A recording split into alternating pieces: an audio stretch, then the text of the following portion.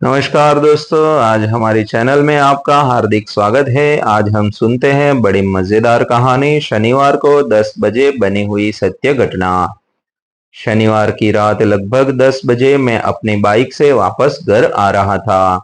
तभी मैंने देखा कि एक लड़की सलवार सूट पहने सड़क पर मदद के लिए इशारा कर रही थी।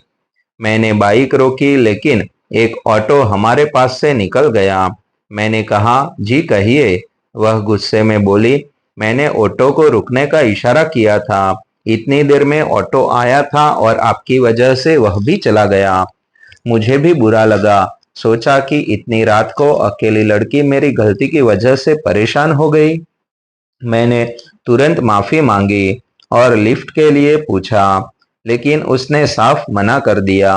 मैंने फिर कहा, रात काफी हो चुकी है और आप अकेली है, मगर वह गुस्से में थी और कुछ सुनने को तैयार नहीं थी। मैंने सोचा कि चला जाओ, लेकिन फिर मन में आया कि अगर कुछ गलत हो गया तो मुझे इसका दोषी माना जाएगा। मैंने कहा, ठीक है, जब तक आपको ऑटो नहीं मिलता मैं यहीं खड़ा रहूंगा, क्योंकि गलती मेरी है। वह कुछ नहीं बोली। आधा घंटा और बीत गया। अब समय रात के 12 बजे के पार हो गया। मैंने फिर से लिफ्ट देने की पेशकश की और कहा, अब तक आधा सफर तय कर लिया होता। यहाँ खड़े रहने से कोई फायदा नहीं है।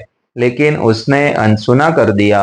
मैं उलझन में था, उसे अकेले छोड़ने का मन नहीं कर रहा था। मेरे मन में बेचैनी थी कि कहीं कुछ गलत न हो जाए। फिर सोचा, जब मेरे मन में इतनी घबराहट है तो वह तो एक लड़की है और मैं उसके लिए अजनबी हूँ। कैसे मुझ पर विश्वास करेगी?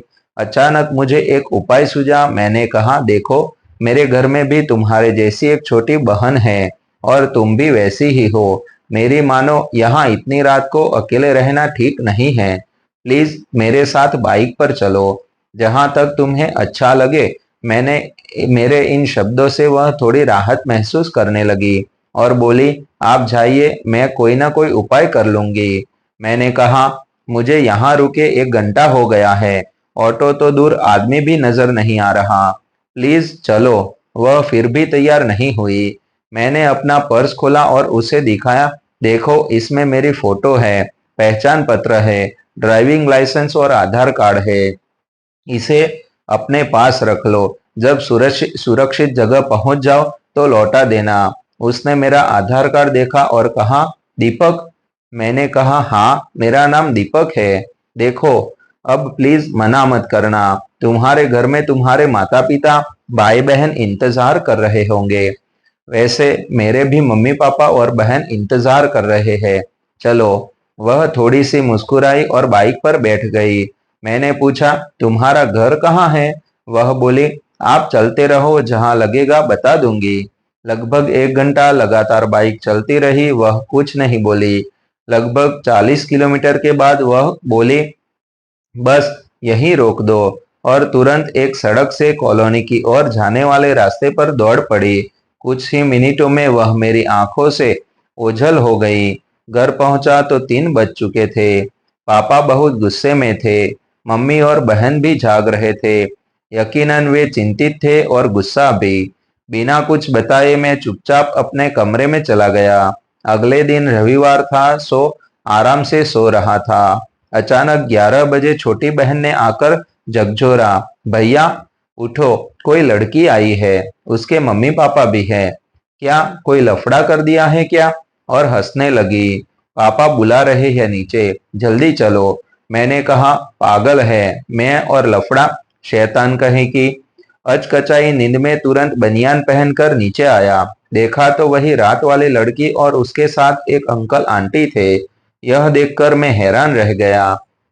मैं कुछ पूछता उससे पहले वह उठकर आई और बोली, भैया हैरान हो गए ना, मैं यहाँ कैसे आई? आपका पर्स जिसमें आपका पैन कार्ड, आधार कार्ड है, उसी से पता लेकर मम्मी पापा के साथ आई हूँ।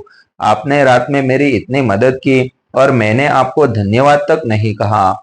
उल्टा आपके जरूरी दस्तावेज भी ले गई। पहले थैंक यू, फिर सॉरी। जैसे आपने कहा था, मैं भी आपकी छोटी बहन जैसी हूँ। इसके बाद उसके मम्मी पापा ने मुझे ढेरों आशीर्वाद दिए। और मेरी काफी तारीफ की। फिर अपने यहाँ आने का निमंत्रण देकर वे लोग चले गए।